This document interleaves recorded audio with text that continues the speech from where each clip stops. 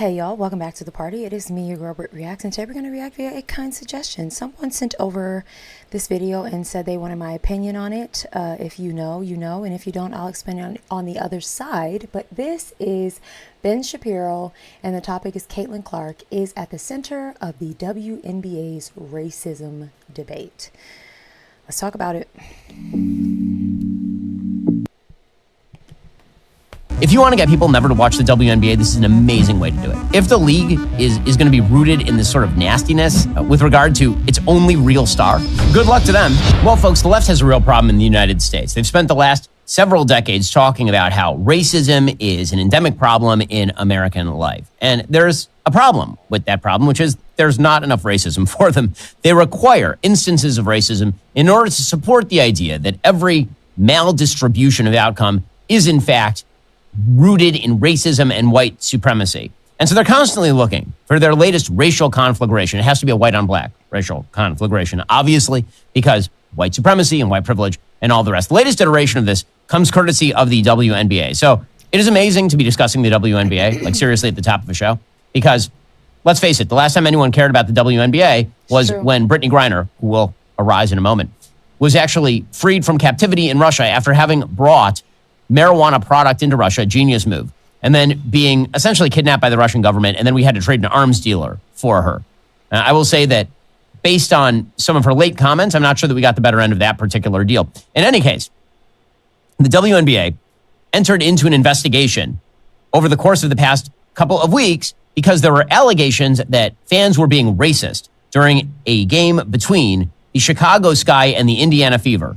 And yes, I should get points for knowing the names of both of those teams. The Indiana Fever. All right, if you are new here, or perhaps you just haven't watched the video where I talk about this topic, I was born into a very basketball heavy family. All the men in my family play basketball in some capacity. D1, G League, NBA, like I have all types. And I married into a very women's basketball forward family. My husband coaches Division I women's basketball. My mother-in-law has coached women's basketball on the high school and collegiate level across all divisions. She's still coaching. She's awarded in every freaking Hall of Fame you could think of. And so I had to definitely grow to enjoy watching women's basketball and the WNBA. It was not something that came naturally to me. It was not something that I was just like, as a male NBA basketball player, spectator, the game just wasn't exciting for me. I have since definitely learned to appreciate women's basketball and understand that it's just a different game, but I understand that a lot of people just are not interested in it, and fine. But I've talked about my husband's career and the way that we have watched women's basketball kind of tick up since it's become more popular, and a large part in thanks to Caitlin Clark. And I don't think anyone can take that from her. I do think since the Caitlin and Reese drama began in their college careers, people have always immediately gone to make it a racism thing, and it is simply an athletic thing. It's simply a basketball thing. It's simply two athletes, and that's it. I have seen some tweets that her fans have written, but listen, someone's fans, they can't be held accountable for that. I mean, Taylor Swift has her fans, Beyonce's Beehive, Nicki Minaj's Barbs, like all of these people get out of hand and say stuff, but I don't think that should reflect the leader, especially if the leader, or I'm sorry, not the leader, but the person that they are cheering on, especially if that person isn't calling for that behavior, antagonizing that behavior, rooting for that behavior. So this has been a very unfortunate thing to me, because I think when women's basketball had an opportunity to be lifted up and highlighted and pushed forward, it's only been bogged down by these people who do just look to make race a thing. I'm not saying it's not a thing in certain situations, but I think overwhelmingly so. We're just talking about basketball. Leave it at that. That's my opinion. A fever. And yes, I should get points for knowing the names of both of those teams. The Indiana Fever is, of course, the team of Caitlin Clark, who's the only player in the WNBA who seems to matter right now. And the Chicago... I wish he would stop saying that because it's not true. And it's just a mean thing to say. All of these women work really hard to be where they are. They are the highest level of professional basketball, and they have worked there. And there are tons of women who have moved the sport forward before Caitlin came there. And there are tons of women who are on her team and on other teams that are doing good work. So that feels a little nasty to me. Again, give Caitlin all the credit that she is due. But even Caitlin will tell you, like, she's not the only notable, you know what I mean? Like, I guess if you don't watch the sport, then yes. But I mean, just you think about all of the women that came before her and all the women who are still playing. And I just think that's such a not nice thing to say, but you know. The team of Caitlin Clark, who's the only player in the WNBA who seems to matter right now. And the Chicago Sky are the team of Angel Reese, who is sort of her arch nemesis and has been since her college days. So the allegations arose after there was a foul by Caitlin Clark on Angel Reese. It was called a flagrant. If you watch the video, it's pretty clearly not a flagrant foul, just by any basketball standard. Basically, Angel Reese goes up for a layup, and Caitlin Clark doesn't clothesline or anything, kind of grabs her, and Angel Reese falls over. And there were allegations that people in the stands were then being racist. So the league immediately launched an investigation into these alleged racist comments. And the WNBA had responded with a statement confirming the investigation. Quote, the WNBA strongly condemns racism, hate, and discrimination in all forms. They have no place in our league or in society. We are aware of the allegations and are looking into the matter. Now, there was no evidence at the time that any of this was true. And given the fact that cell phones are ubiquitous and that everybody now tapes everybody else saying anything racist, the chances that this actually happened in real life were extremely, extremely low, especially at like a WNBA game. Hey, who are the white supremacists showing up at a WNBA game? Seriously. The white privilege folks who are like, you know what? We don't like black people, and we're super white nationalists, so we're going to a WNBA game. What is the crossover between those two circles? There's like no crossover in that Venn diagram. It's funny. It's funny. But I do think, again, Caitlin has bought a fan base that I don't think would have, like, she bought a fan base with her from Iowa. She absolutely did. Not saying that she bought a racist fan base, but I'm just saying, like, you never know who's in the stands. I have seen the play that is in question, and it was a foul for sure, but I don't, you know, I'm not a referee, but I don't know if it constituted as a flagrant. I think Angel's reaction was an overreaction. It was an emotional reaction, and I think all of the emotionally charged behavior, I think, may have lent to it being called a flagrant, in my opinion. Angel was very unprofessional in her response to what happened because, like, it was a foul. And how often, even if it was flagrant, it happens all the time. It's like, why? It felt like we were watching a girl fight in high school, and it's just like, pull yourself together.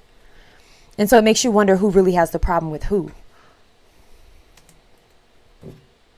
What is the crossover between those two circles? There's like no crossover in that Venn diagram. It didn't matter. Funny. Caitlin Clark was then forced to go out there and make a statement. And every time Caitlin Clark makes one of these statements, blink if you need help, Caitlin. Yeah. Here she was after the game saying that there's no place for racism in the game.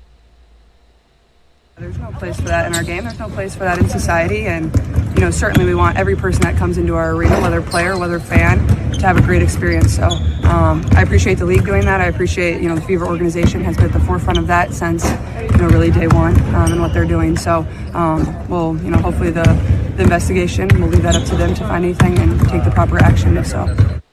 It feels so forced. Like, well, I mean, she needed to say that, because if like she hadn't said that, then you would have thought like, that the WNBA was just filled with deep and abiding racism, obviously. And of course, this is not the first time that Caitlin Clark has been forced to go to the camera and then speak the words, say the thing. So not all that long ago, 2024, December, she came out and she had to acknowledge her own white privilege. Now, can we be clear about this? If Caitlin Clark were not in the WNBA, we would not be talking about the WNBA. She is the only ticket draw in the WNBA. A large percentage of all tickets sold in the WNBA are so people can watch Caitlin Clark play basketball. No one cares about Angel Reese. She'd be drawing flies if she were playing not against Caitlin Clark on the court right now. Angel Reese has basically become the Bill Laimbeer to Caitlin Clark's Larry Bird, essentially. That is where we now are.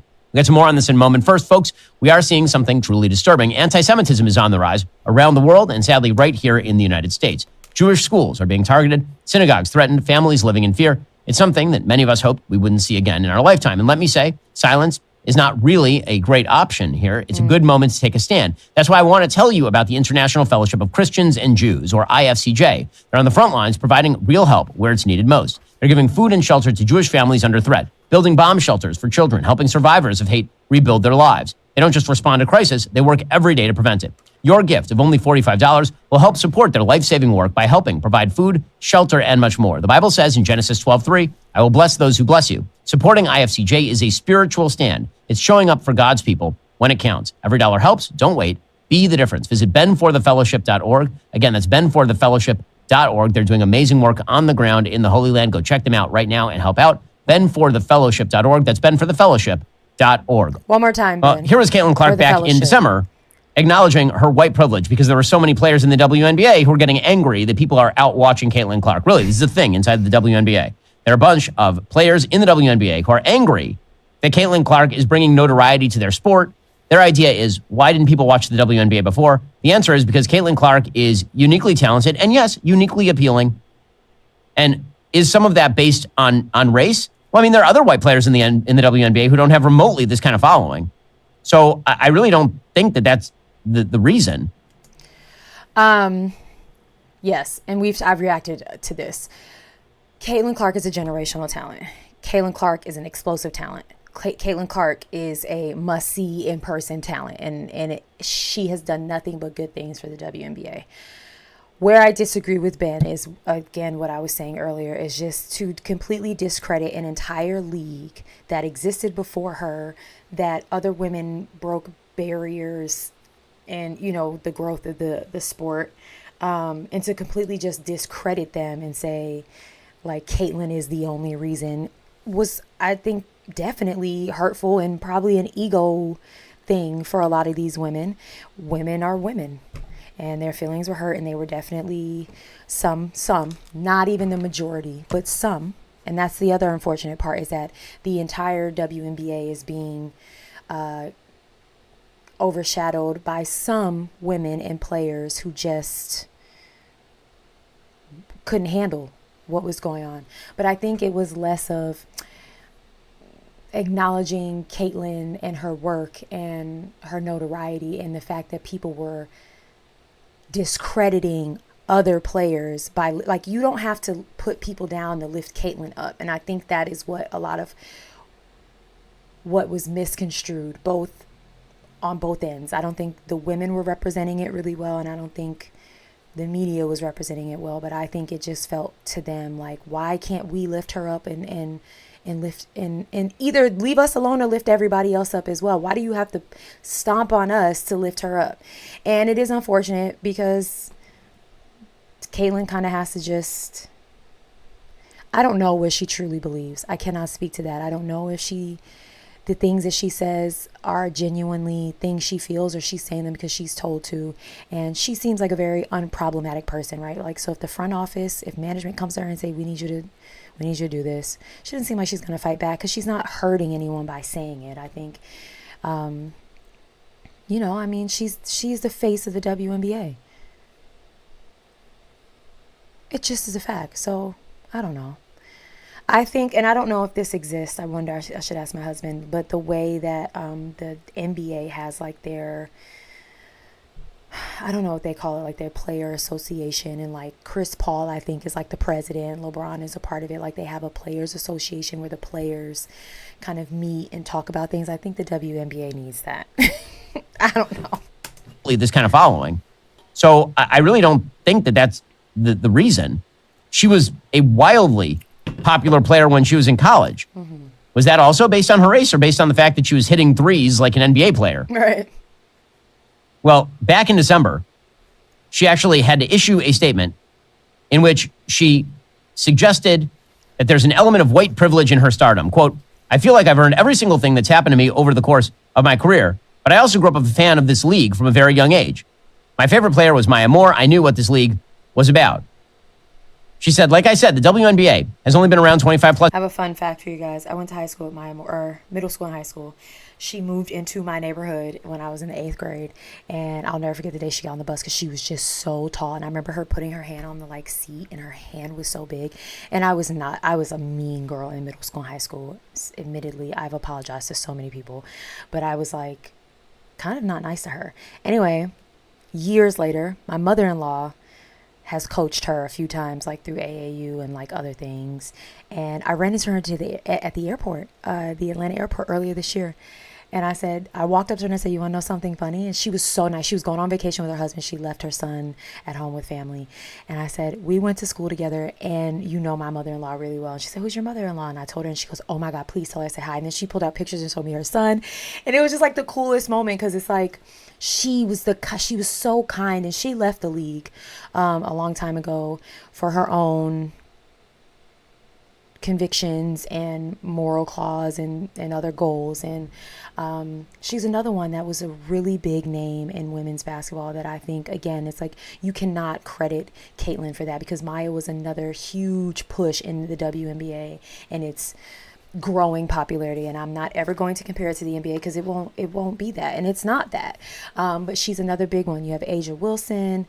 There's a ton of women like Sabrina Ionesco, some of the OGs, you know what I mean? You have Lisa, and you have there are women who have done so much for this sport, and now they're pouring back into it after they've retired. And so Lisa Leslie, sorry I didn't say her last name, but yeah, it's just again, no one has to be put down to uplift anyone. And it's unfortunate, because it feels like while Caitlin is on her ascent, she's also being kind of weighed down by the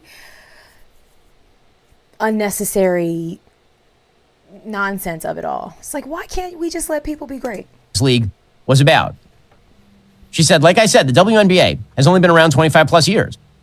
Only, by the way. All right. And they've never earned a profit until this very moment, maybe. I know there's been so many amazing black women that have been in this league, and continuing to uplift them, I think, is very important. That's something I'm aware of, is what she told Time at Mag. What Ben is not giving context to, because I think this matters, the uproar.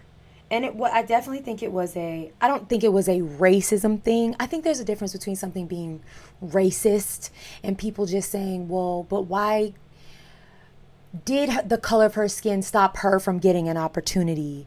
Okay, I guess that sounds racist. Never mind. Let me not. Anyway, what triggered her having to say this was she got a huge Nike deal. And it was really disturbing to a lot of people that A'ja Wilson, as a multi-time MVP, does great things in the community, has done great things for women's basketball, didn't have a deal that equated to that. And that started the conversation of, how can this young first year white woman come in the league and get all these accolades and all these deals, and all these other women who have been in the league do the same thing. And the fact of the matter is Caitlin was generating money in college. She was getting NIL deals out the wahoo in college, and it just transitioned into the WNBA. It wasn't like she just got to the WNBA and all these people wanted to work with her. She was making money. But I don't think that was the catalyst to all of the drama. Was well, how come A'ja? And of course it became this big racist thing. But the truth of the matter is, she was more profitable. And that's what it is. At the end of the day, it's who's going to make us the most money? These companies could care less about a skin color, about a hair color, about a gender, a sexual orientation. If they're making us a bag, we are signing the papers. And that is really what that was about. If Angel Reese would have been a more a profitable player than Caitlin, it would have been Angel Reese, but it wasn't. Caitlin was and is the shining star of the sport right now. And there's always one. Michael Jordan right now. You got Anthony Edwards that they're trying to make the face of the NBA. LeBron had his time. There's always going to be a star, one star that shines brighter than the other in anything, in any arena, in any profession. It's just a fact. And we've got to stop making it bigger than what it is. Nike saw the opportunity to sign her and make bank, and they signed her a shoe deal that they knew they were going to make their money back on. It's that simple. And continuing to uplift them, I think, is very important. That's something I'm aware of, is what she told Time magazine. She said, I want to say I've earned every single thing, but as a white person, there is privilege. A lot of these players in the league that have been really good have been black players. This league has kind of been built on them. The more we can appreciate that, highlight that, talk about that, and then continue to have brands and companies invest in those players that have made this league incredible, I think it's very important. I have to try to continue to change that, she added. The more we can elevate black women, that's going to be a beautiful thing. Now, hilariously enough, her presence in the league is elevating many of the black players around her who nobody knew about until 5 minutes ago. Right. We don't have to be so nasty about it, but yes, correct. I think Caitlyn is a girl's girl, and I think she, this is her job. She has to go to work every day with these women and her teammates, and I think overall she just wants everybody to be happy. And so she's like, all right, if I have to put out this statement, I'll put out this statement. And I do think some of that she probably does understand and believe. Like she said, she grew up watching the WNBA.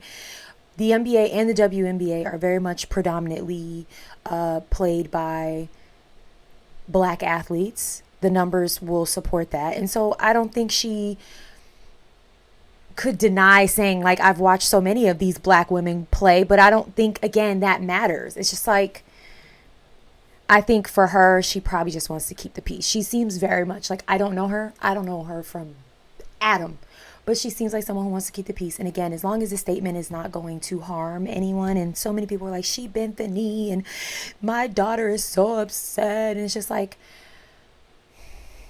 no, it ain't that serious. It's not that serious. It wasn't that serious that she needed to put this statement out. And it's not that serious that y'all need to be reacting that way. She bent the knee. Everybody needs to calm down. It's not that serious. It's my opinion, though. But she's been the one who has been targeted by so many people in the WNBA. And in fact, there are entire compilations of people basically laying hard fouls on Caitlin Clark last season. It was wild. Now, putting her in danger of actually getting hurt. Injuring herself, yeah. In fact, she recently was hurt, and it turns out that a bunch of fans are very unhappy about it and have decided that they are interested in essentially boycotting the entire WNBA over it. According to Total Pro Sports, there are a bunch of fans who are suggesting that the WNBA's failure to protect Clark, specifically because Clark is white and many of the players fouling her are black, that is in and of itself a problem and racist. So, again, there actually is some racism in the WNBA, but it's directed the opposite way. And that's the stuff you're not allowed to talk about. So I mentioned that we would speak about Brittney Griner. Brittney Griner was caught on tape during a game with the Indiana Fever, dropping racial slurs against Caitlin Clark. I mean, pretty obviously doing so. How'd I miss this? Tech fouls that we were talking about earlier today. What'd she say? And it doesn't take a lot of genius Was it effing white to girl? Is that what she lip said? read Brittney Griner, whose voice, by the way, is about as low as mine is, Lower. calling her trash and an effing white girl. Now, of course, if Caitlin Clark had ever suggested the same in reverse, using black as opposed to white in that sentence, that'd be the end of her WNBA career. But Brittney Griner is going strong. It's totally fine. Meanwhile, aren't they a teammates? former WNBA champ has She- been doesn't fine. Brittney That'd be the Griner in play reverse for white the- girl who's a lot doing so. She play for Indiana right now? Hold on. Brittney Griner was caught on tape during a game with the Indiana Fever, dropping racial slurs against no, Caitlin she's Clark. I mean, with pretty obviously the doing Aces? so. So it was the game they were playing Tech against them. fouls that we were talking about earlier today. Listen, I am not a lip reader, but I did. That's what I saw. I'm not saying that's what she said. I saw that, and then Ben kind of repeated it. So yeah, if she said that, it's like, explain that, Britt. And it doesn't take a lot of genius to lip read Brittney Griner, whose voice, by the way, is about as low as mine is, There was no need to say that. calling That her was a trash shot. and That an was a effing shot, white Ben, girl. But it's true. Now, of course, if Caitlin Clark had ever suggested the same in reverse, using black as opposed to white in that sentence, that'd be the end of her WNBA career. But Brittney Griner is going strong. It's totally fine. Meanwhile, a former WNBA champ has actually come out and suggested that it's racism to talk about people hard fouling Caitlin Clark. Like we can talk about, people getting fouled. I just showed you my tooth getting knocked out. Like that's been a part of the game. The game has always been physical. I can tell you the amount of times I've left with bloody lips and eyes. I've I have bruises all over my body, even from the game last night. You can see bruises on my elbow from last night. Like, it's just a part of the game. So, like, if I'm just gonna be frank, like, it's all, what it is racism. Oh, so that's racism now. So the way that it works. That was so clipped, though. How do we know what she was referring to? Stuff like this I don't like. Because I'm like, let's show the whole clip. Show the whole clip so we can make our own. I don't know. Stuff like that bothers me. I don't know what that was. And so I'm not gonna agree with that one because I don't know what she was saying. So I did see clips of that interview, but I didn't see that part. Is if no racism happens in the stands, the WNBA does a full investigation. If there are hard fouls on Caitlin Clark every night and Brittney Griner is using slurs, like pretty openly, against Caitlin Clark, then it's racism to even pay attention to any of that. You see, everything has to end in racism. If you were to create a flow chart, what it would look like Everything is flows to racism. Something racist didn't happen, therefore investigate racism. Or something maybe racist happened but was against a white person. You mentioning this is also probably racism against black people. If you want to get people never to watch the WNBA, this is an amazing way to do it. Yeah. Truly an amazing way to do it.